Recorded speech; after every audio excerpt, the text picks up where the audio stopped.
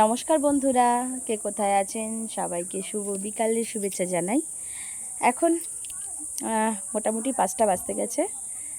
আমি একটু আগে স্নান করেছি, কারণ শ্বশুরবাড়িতে এলে তো বৌমারা বসে থাকতে পারে না। যাই হোক, রান্নাবান্না সেরে সকলের খাবার দাবার দিয়ে বাসন টাসন মেজে পুকুরে টুকুরে বাসন টাসন মাজতে গেলাম। তারপর কার সাথে না ভিডিও হচ্ছে?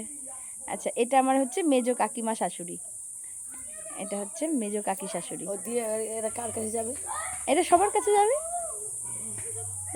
তো আমি হচ্ছে আমাদের এই ঘরটাই হচ্ছে হাওয়া খাওয়া হয়, একটা দোলনা ঝোলানো আছে এখানে।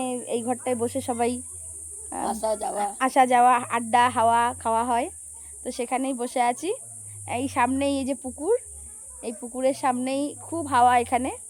তো আমি স্নান করে এসেছি, আসার পরে এই বসে বসে একটু কথা বলছি আর দোল খাচ্ছি, আর হচ্ছে এই হাওয়া হাওয়া হাওয়া হাওয়া লাগছে, আনন্দ লাগছে। আম গাছে অনেক আম হয়েছে, বাড়িতে অনেক লোক, আজকে অনেক লোক, সবাই আমি এসেছি বলে এসেছে। তুমি চলে গেলে ফাঁকা, আমি চলে গেলে ফাঁকা। আমার আমার শাশুড়ি মারা আমাকে খুব ভালোবাসে। আমাকে অনেক ছোটোবেলায় যদি আমি এই বাড়িতে এসেছি, কত বছর বয়স তখন? 14 বছর, না একদম বাচ্চা ছিলাম না, রোগা। হ্যাঁ, বেশি আমি ভালোবাসি। তাই আমাকে বলছে বেশি আমি ভালোবাসতাম। সত্যি কথা, আমাকে আমার মেজো কাকি শাশুড়ি আমাকে ইশারা দিয়ে ডেকে চোরের মতো করে খাইয়ে দিত।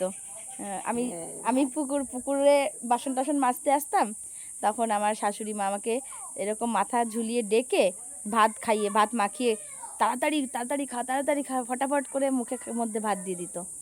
আর আমি টুকটুক করে খেয়ে নিতাম, খেয়ে আবার চলে যেতাম। কেউ জানতে পেত না। হ্যাঁ, এই হচ্ছে বিষয়। আমাকে সত্যিই সবাই ভালোবাসে, আর অনেক ভালোবাসে সবাই। শ্বশুর, মেজো শ্বশুর, হ্যাঁ, মেজো শ্বশুর আর এই শাশুড়িটাও ভালোবাসে। এই শাশুড়িটাও ভালোবাসে।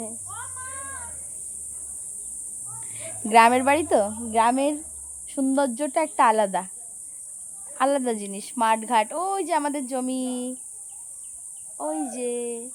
ওই যে মাঠের ওখান দিয়ে এপাশেও জমি আছে না আমাদের, এখানেও তো ওই যে বসে আছে, ওখানেও আমাদের জমি। ওখানে ওই যে বসে আছে, ওইখানেও জমি।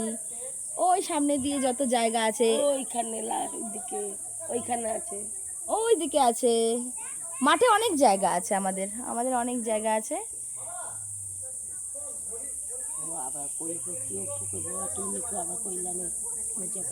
কি না, আমাকে তো বলনি তুমি। ঠিক আছে বন্ধুরা, টাটা টাটা টাটা। আমি কাচারি ঘরে একটু দোল খাই, কথা বলি, গল্প করি, পরে আবারও কথা হচ্ছে। ওদের সঙ্গে আবার দেখা হবে।